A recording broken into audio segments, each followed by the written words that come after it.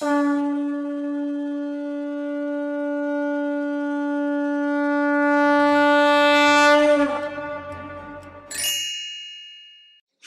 हस्तिनापुर का राज्य नहीं, हमें द्वारका का कृष्ण चाहिए।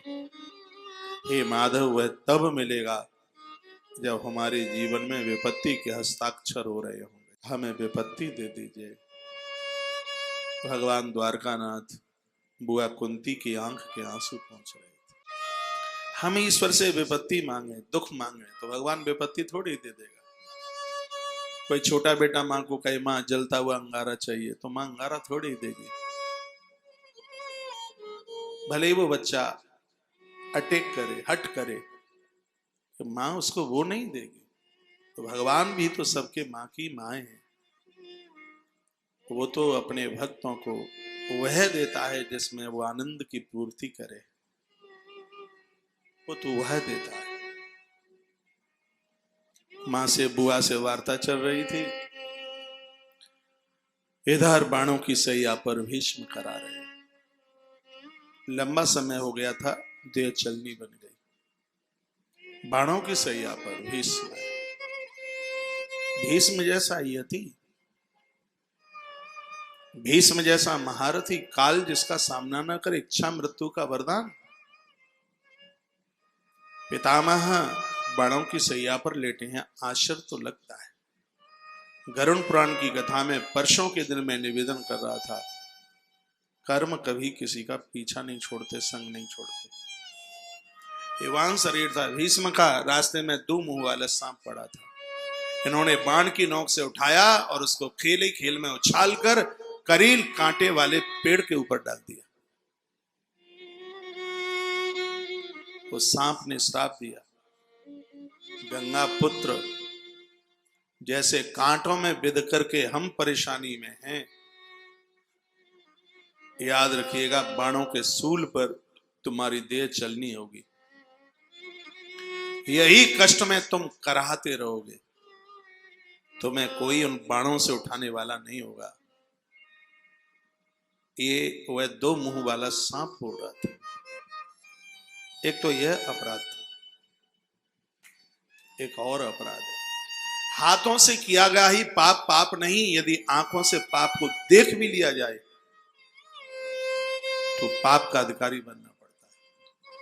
उस सभा में ऐसा बचा कौन जिसने द्रौपदी की करुणता को सुनकर, उसके अपमान को उस भरी सभा में जिसने देखा, वो बच गया हो उस अपराध से, चाहे पांडव रहे हों और चाहे वो कौरवों की तरफ वाले रहे। ये 13 वर्ष का वनवास क्या है पांडवों के लिए। एक नारी चीख रही थी तो महारथी अपना आयुध लिए वहां बैठे हुए थे। ये द्रौपदी की चिक्कार, द्रौपदी की आंख के आंसू, द्रौपदी का रोना, वो तो युधिष्ठिर ने बोला है, कहा मुझे प्रायश्चित कर लेने दो, 13 साल के बाद सोचूंगा मुझे युद्ध करना है कि नहीं करना। अभी आप मुझसे कुछ मत कहिए, और मैंने तुम्हारे ऊपर दबाव भी नहीं डाला, तुम स्वतंत्र हो, जा सकते हो तुम, लेकिन मुझसे कुछ मत कहिए, मैं प्रायश्चित कर रहा हूं। तब अर्जुन ने कहा था कृष्ण को, ठीक है ये तो प्रायश्चित कर रहे हैं, इन्होंने द्रौपदी को दांव में लगाया, हमने तो ऐसा नहीं किया, हमें दंड काय बात का। तो भगवान ने कहा तुम वहां बैठे थे, गलत का तुमने विरोध नहीं किया, उसका परिणाम तुमको भोगना पड़ रहा है। जो गलत हो रहा है उसका विरोध होना चाहिए, कृष्ण बोले। दो लोगों की मौत आपको एक जैसी लगेगी। रामायण आप पढ़ोगे तो जटायु की भी मृत्यु आपको ऐसी लगेगी, और भागवत जी में आपको पितामह भीष्म की भी मृत्यु एक ऐसी ही लगेगी।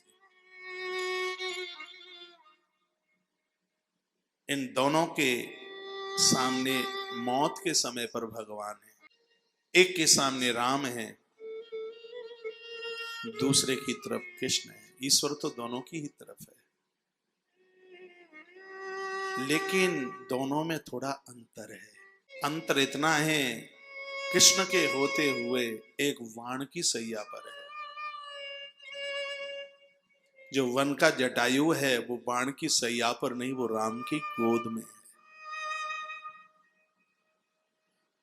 दोनों का अंतर देखिए, दोनों के केंद्र में दोनों की मौत एक नारी की वजह से है। पितामह भीष्म भी बाणों की सैया में है, उसमें भी केंद्र में नारी है, चाहे द्रौपदी चाहे शिखंडी कोई भी हो, नारी है।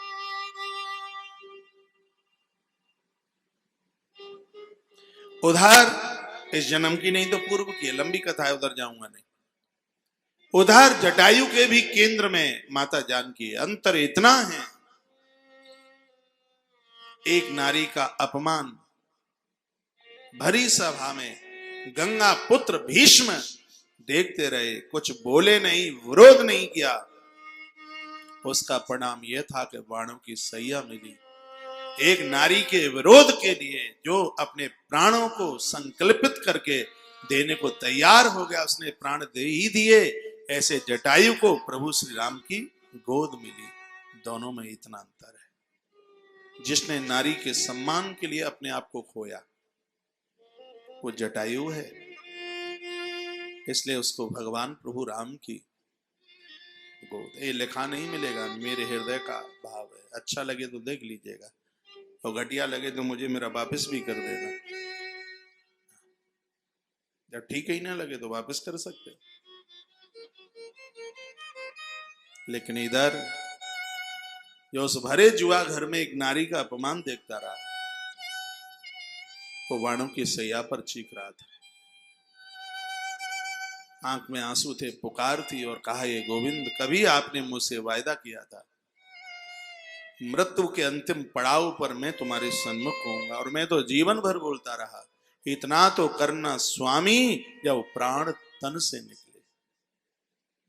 जिस समय मेरे प्राण पखेरु उड़े, भगवान मुख में गंगा का आचमन हो तुलसी पत्र के साथ, हाथ में मुरली लेकर के मधुसूदन हो मेरी आंखों के सामने, केशव मैं आपकी प्रतीक्षा में हूं। जब तक तुम ना आ जाओगे तब तक तो मैं अपने प्राण भी नहीं छोड़ूंगा। मधुसूदन, एक बार तो मेरी खबर लीजिए, एक बार तो भगवान आइए, मैं आपकी प्रतीक्षा में हूं। ईश्वर की परीक्षा करोगे वो कभी नहीं आएगा, यदि उसकी प्रतीक्षा करोगे तो कबहू तो दीन दयाल के भड़क पड़ेगी कान। तो जरूर आएगा, निश्चित आएगा। वो परीक्षा से नहीं मिलता, वो प्रतीक्षा से मिलता है। प्रतीक्षा कीजिए उसकी।